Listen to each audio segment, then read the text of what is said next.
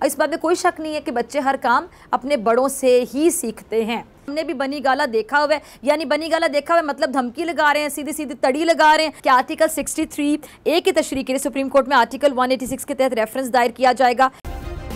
Subscribe करें और bell दबाएं ताकि कोई खबर रह न जाए।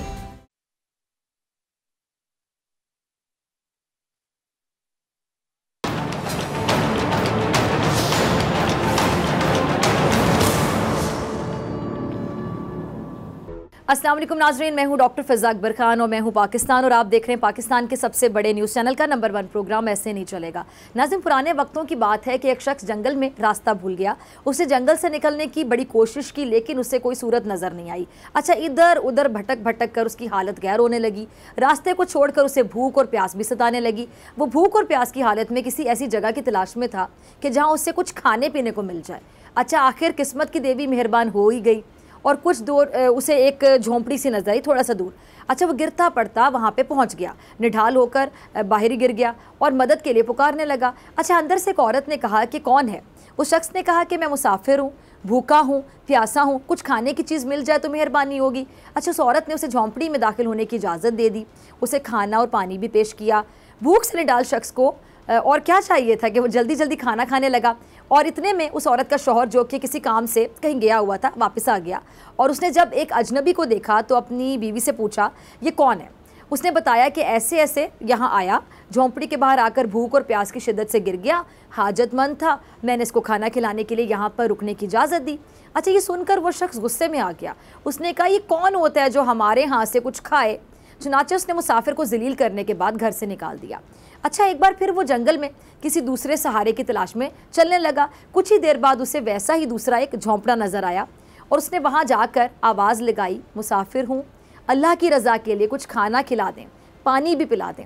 वहाँ से भी एक औरत निकली। उसने उस शख्स को ज़लीलो ख्वार करके कहा कि जाओ यहाँ से, हम क्यों दें तुम्हें? अरे शर्म नहीं आती? उसने यहाँ तक कह दिया तुम लोगों को मांगते हुए। वो औरत उसे बहुत ज़्यादा जलील करती रही, लेकिन उस औरत की ऊँची आवाज़ सुनकर झोंपड़ी में सोया हुआ उसका शौहर उठकर बाहर आ गया और उसने उसे पूछा ये कौन है और तुम क्यों इतना चिल्ला रही हो?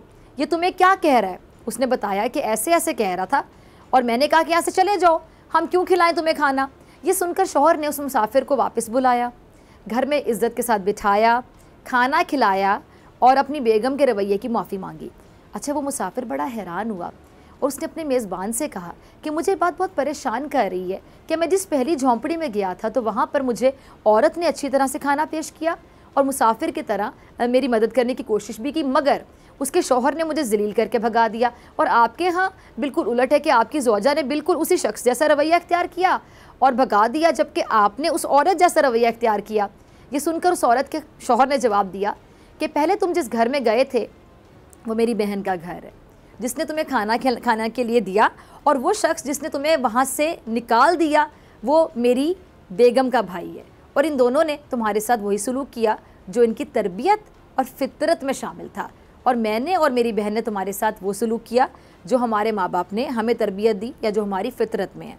अब नाज़रीन, इस हिकायत से ये बात पता चलती है कि हम अपने घर से ही जो असल अदब है, एहतराम है, तरबियत, वो सीखते हैं, और जो हमारे घर का कल्चर होता है वही हमारी अगली नस्ल में मुंतकिल भी हो जाता है। अच्छा, अगर घर के बड़े बच्चों को अदब, एहतराम, हुस्न सलूक, सिला रहमी, दरगुजर, इसार, कुर्बानी, नेकी करना सिखाएंगे तो फिर यही उम्मीद की जा सकती है ना कि बड़े होकर ये बच्चे भी वही करेंगे जो उन्हें उनके बड़ों ने सिखाया होगा। अच्छा, कुछ बार सिखाना भी नहीं पड़ता, जो माँ बाप कर रहे होते हैं, बड़े कर रहे होते हैं, बच्चे वो चीज़ें खुद ही सीख रहे होते हैं। और इस बात में कोई शक नहीं है कि बच्चे हर काम अपने बड़ों से ही सीखते हैं। अच्छा, इस वक्त सियासत की बहुत ही अफसोसनाक सूरत हाल है, आप सब देख रहे हैं। कौम के बड़े कहलाने वाले रहबर, सियासी रहनुमा इस वक्त कौम के नौजवानों को क्या सिखा रहे हैं? सच बात यही है कि जी इस वक्त जो रहबर हैं, रहबरी कर रहे हैं तो सिर्फ उस चीज़ की कि समझ लें कि शोला बयानी, गालम गलोच, महाजराई कह लें, हंगामा आराई कैसे की जाती है, या फिर कह लें कि ज़मीर फ़रोशी के तरीके सिखाए जा रहे हैं। क्या ये झूठ है कि इस वक्त जो सियासी सूरत हाल है ये हमारे नौजवानों की सियासी तरबियत नहीं कर रही? बिल्कुल नहीं। तो फिर क्या सिखा रहे हैं हम अपने ये जो मुस्तकबिल के मेमार हैं, इनको क्या सिखाया जा रहा है? मुस्तकबिल के सियासी कारकुनों को क्या सिखाया जा रहा है? प्रैक्टिकली मुस्तकबिल के सियासी रहबरों को ये सिखाया जा रहा है। ये सब कुछ ना जो वो देख रहे हैं अब यही सीख रहे हैं, और जो सीख रहे हैं वो कभी ना कभी करेंगे भी। और सिखा कौन रहे हैं? सिखाने वाले, बड़ों से सीख रहे हैं और ये करेंगे वक्त आने पर। अब अदम एतमाद के बाद सियासी सूरत हाल मुसलसल हम देख रहे हैं कि जी महाज आराई की तरफ जा रही है। और पहले भी सिंध हाउस में जो हो रहा था उसे जमहूरी नहीं कहा जा सकता यकीनी तौर पे। और आज जो पीटीआई के कारकुनों ने किया वो तो बिल्कुल भी दुरुस्त नहीं है। पीटीआई के कारकुन लोटे लेकर, आपने देखा होगा, सिंध हाउस इस्लामाबाद पहुंचे, नारे लगा रहे थे कि जी लोटों को बाहर निकालो। बाद में उन लोगों ने वहाँ धावा बोल दिया, गेट तक तोड़ दिया, अंदर दाखिल हो गए। अच्छा, ये तो अच्छा हुआ कि पुलिस ने उन्हें गिरफ्तार कर लिया, वरना हालात क्या होते हैं आपको पता है, बहुत कशीदा हो सकते थे। क्योंकि JUI के जो कारकुन हैं वो भी वहाँ पे पहुँच गए, और अगर तसादुम हो जाता, सोचें तो हालात क्या काबू में रहते? हालात बहुत बहुत बहुत बेकाबू हो सकते थे, ख़तरनाक हो सकते थे। अब इस बात की भी मजम्मत की जाए मेरे ख्याल से उतनी कम है। पीपल्स पार्टी के शर्जील इनाम मेमन भी इन्हीं जज्बात का इजहार कर रहे थे, लेकिन साथ साथ वो वार्निंग भी दे रहे थे कि उनकी पार्टी भी ये सब कुछ कर सकती है। क्या कहा उन्होंने, ज़रा चलाइएगा उनका क्लिप। जी तो सुना आपने शर्जील इनाम मेमन साहब को, उनका क्या कहना था कि जी आज वफाकी हुकूमत ने सिंध हाउस पर हमला किया। उन्होंने कहा कि PTI के वफाकी वजीर पूछ रहे थे कि किस कानून के तहत सिंध की पुलिस सिंध हाउस में तैनात है। आज इसका जवाब मिल गया। शर्जील मेमन ने इसे खुली गुंडागर्दी तक करार दे दिया, और उन्होंने ये भी कहा कि अगर सिंध की पुलिस ना होती तो यहाँ मौजूद तमाम अराकीन की जान को ख़तरा था। अच्छा, उन्होंने ये इल्ज़ाम भी लगाया कि जी वज़ीर आज़म इमरान खान साहब तसादुम चाहते हैं। हम भी अपने कारकुन बुलाकर उनकी धुलाई कर सकते थे, लेकिन हमारी क़यादत तसादुम नहीं चाहती है। उन्होंने अदलिया से सिंध हाउस पर हमले का नोटिस लेने का मुतालबा भी किया, और ये भी कहा है कि हमें मजबूर ना किया जाए कि हम भी ऐसा ही करें, और हमने भी बनी गाला देखा हुआ है। अच्छा नाज़रीन, PTI कारकुनों ने मुल्क के मुख्तलिफ शहरों में मुनहरिफ होने वाले जो अराकीन हैं उनके खिलाफ खुलकर एहतजाज किया है। और लाहौर में जो पार्टी कारकुन हैं उन्होंने लोटे उठाकर खातून रुकने कौमी असम्बली वजीहा अकरम के घर का घेराव करते हुए उनसे मुस्तफ़ी होने का मुतालबा किया। अच्छा, पेशावर में भी मुजाहिरीन ने वज़ीर आज़म इमरान खान साहब के हक़ और MNA नूर आलम खान के ख़िलाफ़ नारे लगाए हैं। अच्छा, दूसरी तरफ फैसलाबाद में भी रुकने कौमी असम्बली राजा रियाज के खिलाफ मुख्तलिफ मकामात पर आपने देखा होगा फ्लैक्स लगा। मौजूदा सूरत हाल को देखते हुए जो हालात हैं वो बहुत कशीदा लगते हैं। अपोजिशन सिर्फ 23 और 24 मार्च के गुजरने का इंतज़ार कर रही है। इसके बाद क्या होगा? नून लीग के राना सनाउल्लाह साहब कुछ फरमा रहे हैं, कुछ बता रहे हैं, ज़रा सुनिएगा। जी सुना आपने राना सनाउल्लाह साहब को, वो तो PDM का सारा प्लान शेयर कर रहे थे। क्या कह रहे थे जी, लाहौर से मरियम नवाज़ और जो हमजा शहबाज हैं उनकी क़यादत में लॉन्ग मार्च के काफ़िले निकलेंगे, इस्लामाबाद पहुंचेंगे। और फिर उन्होंने कहा जी PTI दावा करी कि 27 मार्च को इस्लामाबाद में इंसानों का समंदर नज़र आएगा, ये समंदर हम इन्हें दिखाएंगे। इन्होंने PTI कारकुनों की तरफ से अरकान असम्बली को हिरासा किए जाने पर कहा कि अगर हमने अपने कारकुनों को कॉल दे दी तो फिर इन्हें भी छुपने की कोई जगह नहीं मिलेगी, क्योंकि इनके घरों का हमें भी पता है। अच्छा, राना साहब तो कहते हैं कि जी वो 27 मार्च को पार्लियामेंट से फैसला लेकर ही वापस लौटेंगे। अब इन हालात में 27 मार्च की तारीख यकीनी तौर पे बहुत अहम बन चुकी है, अहमियत की हामिल है, जब अपोजिशन और हुकूमत दोनों की तरफ से जलसों का ऐलान किया गया है। शहर इक़्तिदार में जारी जो सियासी मैच की वजह से वज़ीर दाखिला ने कुछ अहम इक़दामात किए हैं, वो क्या हैं, ज़रा उन्हीं की ज़बानी सुन लेते हैं। जी सुना आपने शेख साहब को। अब ये जो हालात की नज़ाकत है ना, उसको देखते हुए वज़ारत दाखिला ने रावलपिंडी में पाक ऑस्ट्रेलिया जो क्रिकेट मैचेस हैं उनको लाहौर मुंतकिल कर दिया, और दोनों टीमों के दरमियान जो 29 और 31 मार्च और 2 अप्रैल को वनडे मैचेस के साथ साथ 5 अप्रैल को जो वाहिद T20 मैच भी रावलपिंडी में खेला जाना था, अब ये लाहौर मुंतकिल कर दिए गए हैं। अच्छा, शेख रशीद साहब क्या फरमा रहे हैं, वो कहते हैं कि जी हम चाहते हैं कि हुकूमत और अपोजिशन दोनों जलसों के हवाले से बाहमी रजामंदी से रास्तों और जलसागाह का तयन कर लें, क्योंकि जमहूरियत में तसादुम की गुंजाइश नहीं है। लेकिन साथ ही शेख साहब ने खबरदार की है कि अगर ये मामला किसी तरह टकराव की तरफ चला गया तो अपोजिशन को किसी गलत फहमी में नहीं रहना चाहिए। अपोजिशन को कहना चाहता हूँ कि इस मुल्क के मुआशी, इक्तसादी, सियासी और आलमी जो हालात हैं वो ऐसे नहीं हैं कि इस मुल्क में किसी सियासी तसादुम की गुंजाइश हो। अच्छा नाज़रीन, पहले हुकूमत की तरफ से दबंग बयानात आ रहे थे, मगर अब लगता है कि हुकूमत ने अदम एतमाद से सियासी अंदाज में निमटने का शायद फैसला कर लिया। शामिद कुरैशी साहब का क्लिप होगा, टीम चलाइएगा। सुना आपने वज़ीर ख़ारिजा साहब को, जिन्होंने अपने धीमे और मुनफरिद अंदाज में मीडिया को बताया कि हुकूमत का सिंध हाउस पर धावा बोलने का कोई इरादा या प्लान नहीं है। उन्होंने बिलावल जरदारी साहब को मुखातिब करके कहा है कि वो बेफिक्र रहें और हुकूमत का सिंध में गवर्नर राज लगाने का कोई इरादा ना था ना है, वज़ीर आज़म इसके बिल्कुल हक़ में नहीं है। उन्होंने ये भी कहा कि जी अपोजिशन को जमहूरी अंदाज में सियासी तरीके से और आइन के दायरे के अंदर रहते हुए शिकस्त देंगे। जो बात की जा रही है, हम बेजा लोगों के रास्ते में रुकावट बनेंगे और और किसी को जाने नहीं देंगे। अच्छा, ये महज प्रोपेगेंडा है वो कह रहे हैं, और ये एक पुख्ता सियासी सोच की नफ़ी, और हमारा ऐसा भी कोई इरादा नहीं है। अब देखिए, साथ ही हुकूमत कानूनी चाराजोई की तैयारी भी कर रही है। फवाद चौधरी साहब इस हवाले से कुछ बता रहे हैं, उनका क्लिप होगा, टीम ज़रा चलाइएगा। जी, सुना आपने फवाद चौधरी साहब को। अच्छा, फवाद चौधरी पहले ऑपोजिशन को 10 लाख लोगों से डरा रहे थे, अब कानूनी रास्ते पे चलने की बात कर रहे हैं। क्या कह रहे हैं कि जी हुकूमत ने पार्टी वफादारी बदलने से मुतालिक आइन के आर्टिकल 63A की तशरीह के लिए सुप्रीम कोर्ट से रुजू करने का फैसला किया है। अब इसके लिए आइन के आर्टिकल 186 के तहत रेफरेंस दायर किया जाएगा और सुप्रीम कोर्ट से राय भी मांगी जाएगी कि जब एक पार्टी के मेंबरान वाज़ेह तौर पर हॉर्स ट्रेडिंग में मुलव्विस हों और पैसों के बदले वफादारियाँ तब्दील करें तो उनके वोट की कानूनी हैसियत क्या होगी। कि ऐसे मेंबरान जो अपनी वफादारियां मुआशी मफादात के लिए तब्दील करें, उनकी नाअहली ज़िंदगी भर होगी या फिर उन्हें दोबारा इंतखाब लड़ने की इजाज़त होगी। अच्छा, फवाद चौधरी के बकौल ये काम पीर को हो जाएगा। सुप्रीम कोर्ट से दरख्वास्त की जाएगी कि इस रेफरेंस की रोज़ाना की बुनियाद पर समाअत करके फ़ैसला दे दिया जाए। अब लगता है कि हुकूमत ये जो मुनहरिफ अराकीन है उनको नंबर्स गेम से माइनस करके अदम एतमाद की बचना चाहती है, लेकिन सियासत में -1 की भी गूंज है। ये क्या है, इस बारे में असद उमर साहब कुछ फरमा रहे हैं, ज़रा सुनिए। अच्छा, असद उमर कह रहे हैं कि जी -1 का मतलब है कि जी तहरीक इंसाफ माइनस, तो फिर ऐसा तो नहीं हो सकता क्योंकि जिसने पार्टी बनाई होगी, जिसकी वजह से लोग पार्टी ज्वाइन करें, और अगर आप उसे ही माइनस कर दें तो फिर पीछे कुछ नहीं बचता। अच्छा, असद उमर दावा भी कर रहे हैं कि वज़ीर-ए-आज़म इमरान खान साहब 172 वोटों के साथ वापस आएंगे, लेकिन ये उसी वक्त मुमकिन हो सकेगा ना जब ये मुनहरिफ अराकीन की वापसी होती है। और फिल वक्त खबरें ये हैं कि जहांगीर तरीन भी वापस आने को बिल्कुल तैयार नहीं है, और वाकिफ़ान हाल का तो दावा यहाँ तक है कि जी उन्होंने गवर्नर सिंध इमरान इस्माइल का फ़ोन ही नहीं सुना। अच्छा, ये भी खबरें हैं कि जी ख़तरे के पेश नज़र जो मुनहरिफ अराकीन है उनको सिंध हाउस से किसी और जगह मुंतकिल किया गया है। अब दूसरी तरफ साबिक अपोजिशन क़यादत इस्लामाबाद निज़ामिया को धमकियाँ दे रही है, धमकियाँ कि जी अगर एतमाद के दौरान इंतज़ामिया फ़रीक बनी तो सज़ा के लिए तैयार रहे। अब ये सारी सूरत हाल चल रही है इस वक्त। जो सियासी आप मारामारी देख लें, मारामारी में अदब व आदाब, इखलाकियात की भी धज्जियाँ उड़ाई जा रही हैं। अपोजिशन हो, हुकूमत, खबरों से सिर्फ एक सवाल कि हम अपने नौजवानों की ऐसी सियासी तरबियत करेंगे तो फिर मुल्क का निज़ाम कैसे चलेगा।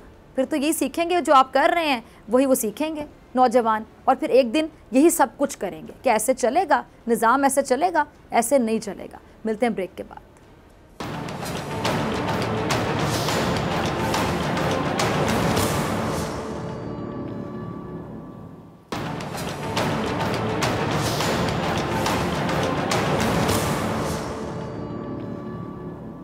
वेलकम बैक नाज़रीन। इस टाइम पे जो सिचुएशन है आपके सामने, जी तहरीक इंसाफ के जो नाराज़ अरकान हैं वो मंजर आम पर भी आ गए हैं और बहुत से लोग हैं जो कह रहे हैं जी हाँ हमारी मर्ज़ी, हम कहते हैं हमारा ज़मीर जाग गया, हम ज़मीर के जागने के बाद अपने ज़मीर के मुताबिक फ़ैसला करेंगे, वोट देंगे। इस बारे में बात करने के लिए मेरे साथ मौजूद हैं सीनियर रहनुमा chairman senate standing committee senator Faisal Javed साहब। फैसल, बहुत शुक्रिया आपका वक्त देने के लिए। फैसल, सिंध हाउस से जो तहरीक इंसाफ के अरकान मंजर आम पर आ गए हैं, आपने सोचा था कि ऐसे लोग मंजर आम पर आके अललान कहेंगे कि हाँ हम वफादारियाँ तब्दील कर रहे हैं, फिर इनका सोया हुआ जो ज़मीर था वो अचानक से जाग उठा और इतनी बड़ी तादाद में लोग हैं जिनका ज़मीर जाग उठा?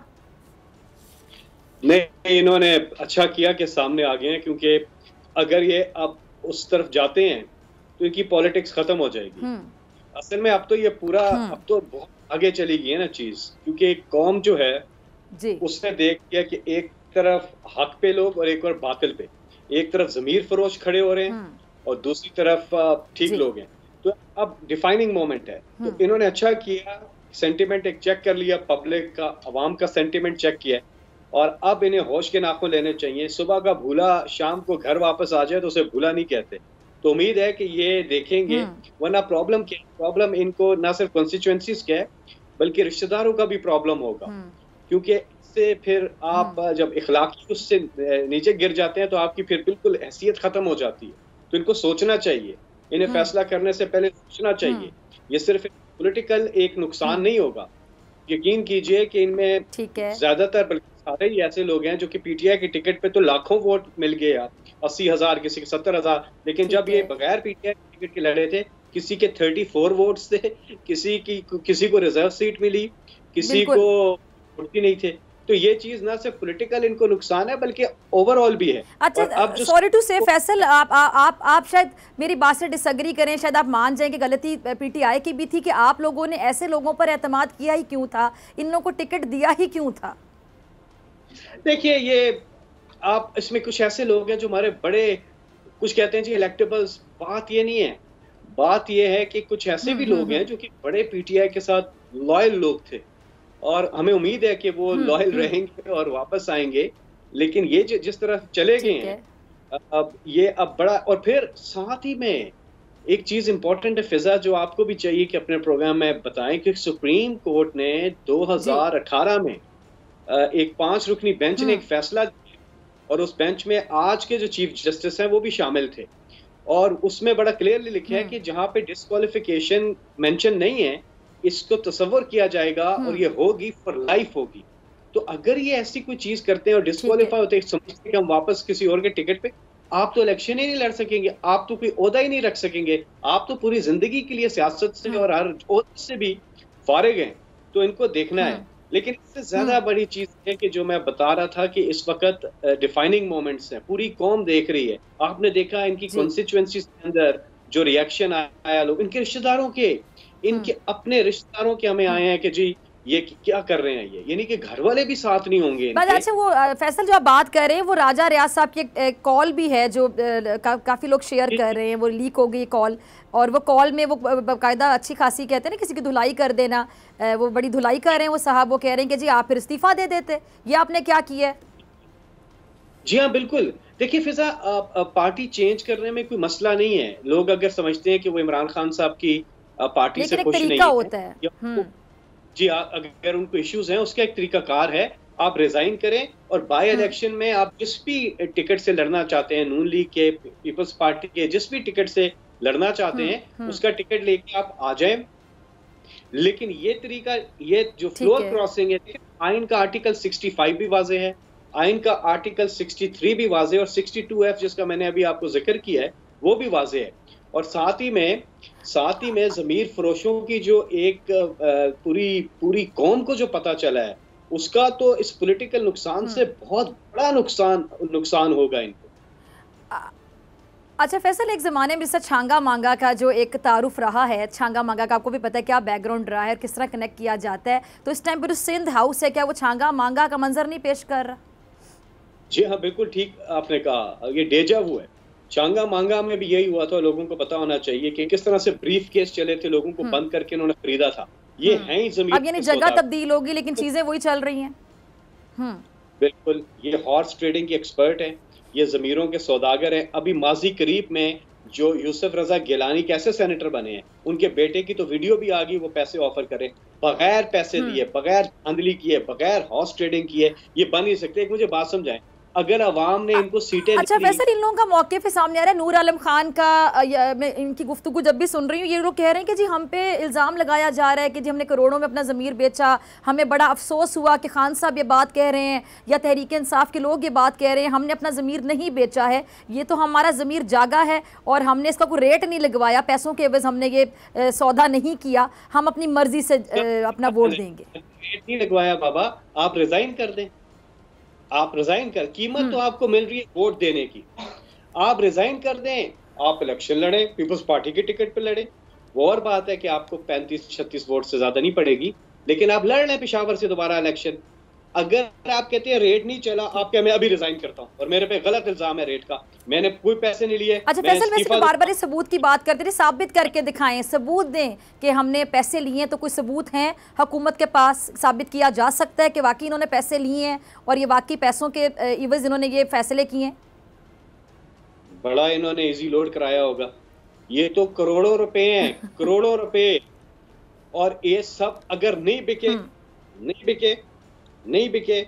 तो फ्लोर क्रॉसिंग नहीं बनती, बिके हैं तो फ्लोर क्रॉसिंग बनती है। ठीक है, हाँ अच्छा, शर्जील मेमन साहब कह रहे हैं जी ये जो सिंध हाउस पर हमला है बेसिकली ये सिंध पर हमला है और ये हुकूमत की मर्जी से, वह साथ ही कह रहे हैं हमने भी बनी गाला देखा हुआ है, यानी बनी गाला देखा हुआ है मतलब धमकी लगा रहे हैं, सीधी सीधी तड़ी लगा रहे हैं, और जो कह रहे हैं सिंध पर हमला हुआ है तो मुझे तो लगा जिस तरह वो बाकायदा जो सिंध पंजाब एक दूसरे को अलग अलग करके दिखा दिया जाता है, जो कि मुझे हमेशा बड़ा बुरा लगता है। हम सब एक हैं, हम सब पाकिस्तान है, हमें पाकिस्तानी होकर बात करनी चाहिए। ये जो सूबाइयत को फ़रोग दे देना, लसानियत को हवा दे देना, आपको नहीं लगा कि वो इस सेंस में बात कहना चाह रहे थे कि जी सिंध पर हमला कर दिया आप लोगों ने?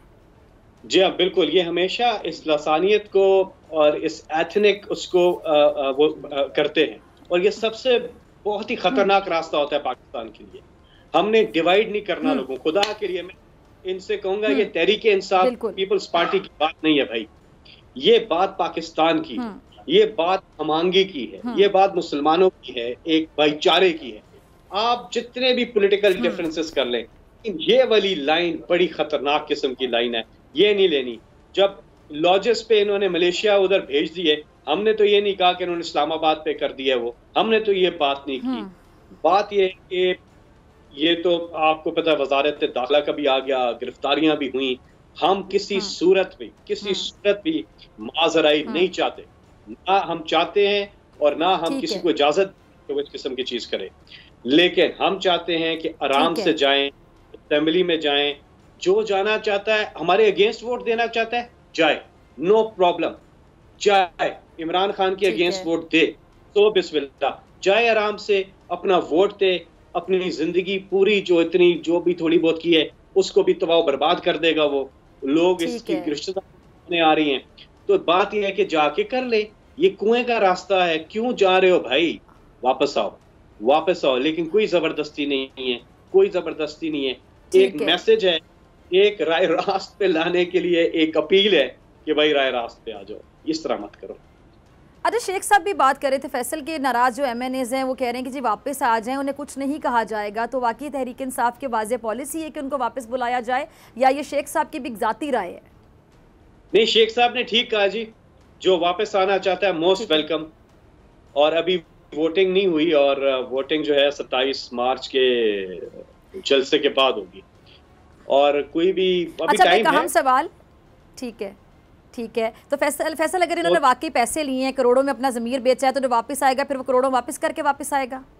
नहीं, वो करोड़ों ले लें, क्योंकि वो तो सारे उनके पास चोरी का पैसा है, अवाम का पैसा उन्होंने चोरी करके पास रखा, वो ले लें, पकड़ लें, करोड़ों भी लेकर आपके पास वापस भी आ जाए, पैसे पकड़ लें, वापस आ जाएं, यतीम खाने खोल लें, कोई किसी लंगर खाने खोल लें, कोई पनाहगाह खोल लें, दुनिया भी संवारें, आखिरत भी संवारें, और कौम को आके बताएं कि मैंने ये चोरी के उनसे पैसे ले लिए 15 करोड़ 20 करोड़, ये मैं जमा करा रहा हूं। लास्ट कमेंट में आपका चाहूंगी कि आखिरी सवाल ही, जो डॉक्टर रामेश कुमार साहब ने दावा किया थी 3 वफाकी जो वुज़रा हैं वो भी हैं जिन्होंने अपोजिशन से हाथ में ला ली है, इस बात में कोई सदाकत है या रमेश कुमार साहब ऐसे ही कह रहे हैं?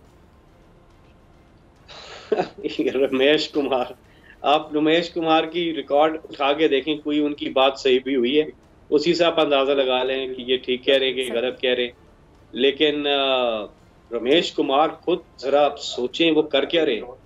उनके पास थी 34 वोट्स थे, फिर भी इमरान खान ने उनको रिजर्व सीट पे टिकट दे दी। 34 वोट्स उन्होंने इलेक्शन में लिए, फिर भी इमरान खान ने उनको दे दी। क्या कर रहे हो, क्या कर? ठीक है जी, फैसल जावेद बहुत शुक्रिया आपके वक्त के लिए। नाज़रीन, आपसे मुलाकात होगी ब्रेक के बाद, और ब्रेक पे जाने से पहले देखिए कि अवाम की क्या राय है इस सियासी सूरत हाल पे। बोल अवाम बोल में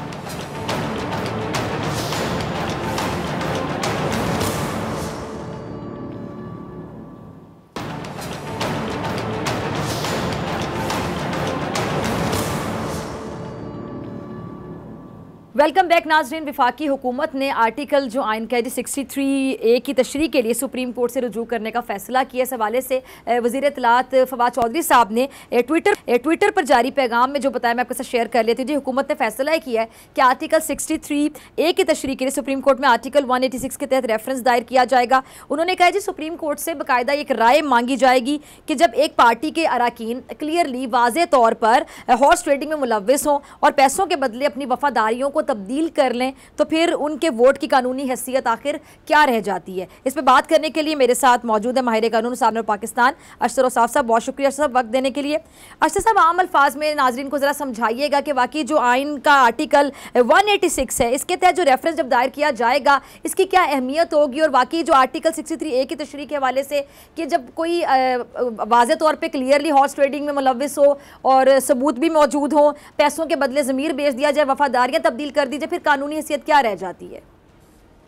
देखिए, आर्टिकल 186 जो है वो एडवाइजरी जुरिस्डिक्शन है सुप्रीम कोर्ट।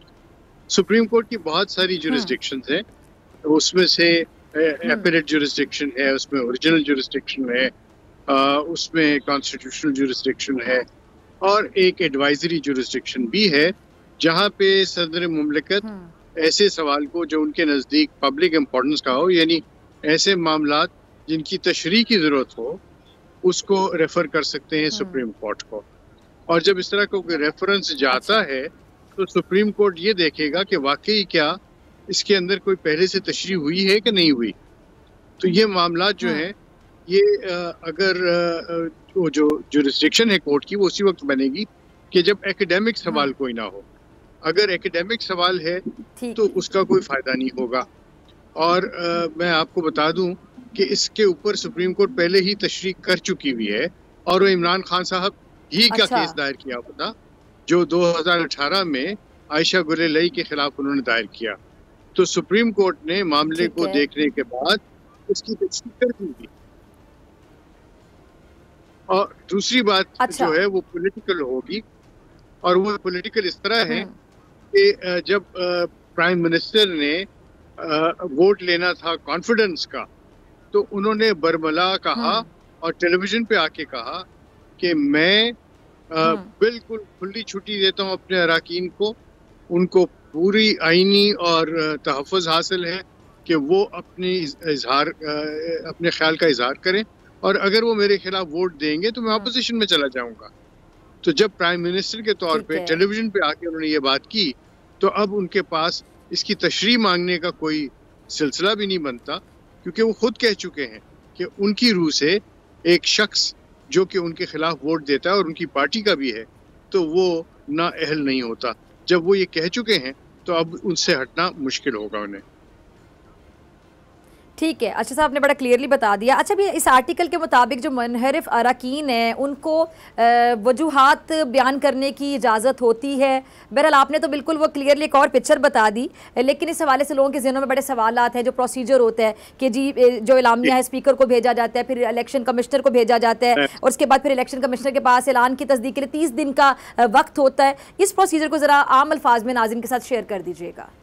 जी, मैं इस पे लिख भी क्या मतलब वजूहात बयान कर सकता है जो मुनहरिफ अरकान है? जी जी जी जी जी, मैं करूं।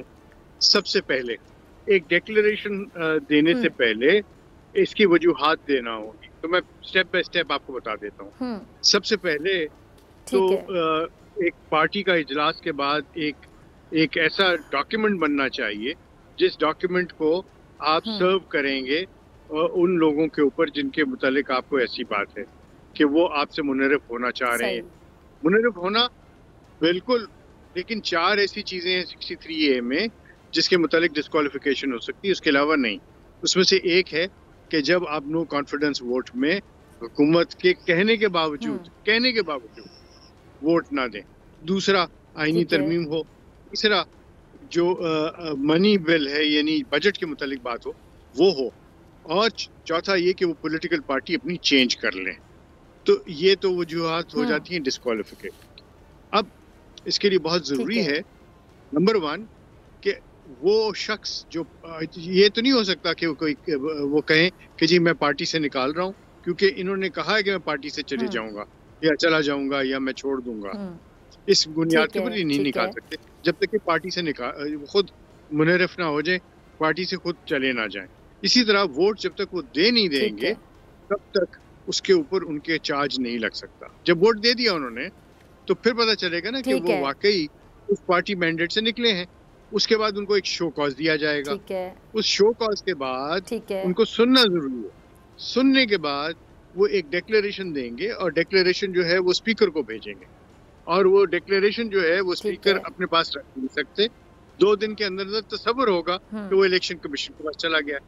इलेक्शन कमीशन के पास 30 दिन है कि उसके ऊपर फैसला करें, और सुनने के बाद दोनों पार्टीज को सुनने के बाद वो फैसला करेंगे कि डिफेक्शन बनती है कि नहीं बनती, फिर वो अपना फैसला करेंगे और उसे फैसले के खिलाफ। अच्छा, एक और फिर आम सवाल अर्शद साहब, अभी जो 30 दिन का आप जिक्र फरमा रहे हैं, ये तो 30 दिन है, ठीक है, जिसमें आप 30 दिन बता रहे हैं कि 30 दिन के तक फिर टाइम होगा उनके पास ऐलान की तस्दीक के लिए चीफ इलेक्शन कमीशन के पास। तो ये जो 30 दिन है उसके दौरान फिर क्या ये जो तहरीक अदम एतमाद है उसमें जो वोटिंग है क्या वो रोक दी जाएगी? ना वो मेंबर सस्पेंड हो सकते हैं, ना उनके इख्तियारात सस्पेंड हो सकते हैं, ना ही उनका वोट डिस्काउंट किया जा सकता है, ना ही उनको वोटिंग से रोका जा सकता है। और अगर वोटिंग से रोकेंगे तो डिस्क्वालीफाइड प्राइम मिनिस्टर हो जाएंगे। और एक बहुत इम्पोर्टेंट बात है, जब प्राइम मिनिस्टर या पार्टी का हेड को ऐसी बात करता है तो वो खुद नो कॉन्फिडेंस दे रहा है अपने मेंबर्स पे। तो जिस पार्टी हेड को अपने मेंबर्स पे कॉन्फिडेंस नहीं है, उसको क्या हक हासिल है कि वो उस पार्टी का हेड रह सके? ठीक है जी अर्शद साहब, बहुत शुक्रिया आपके वक्त के लिए। इसी के साथ डॉक्टर फ़ैज़ा अकबर इजाज़त, आपसे मुलाकात होगी इंशाल्लाह पीर के रोज़ सेम टाइम सेम चैनल। अगर ज़िंदगी ने वफ़ा की, दुआओं में याद रखिएगा, अपना बहुत ख्याल रखिएगा। अल्लाह निगहबान।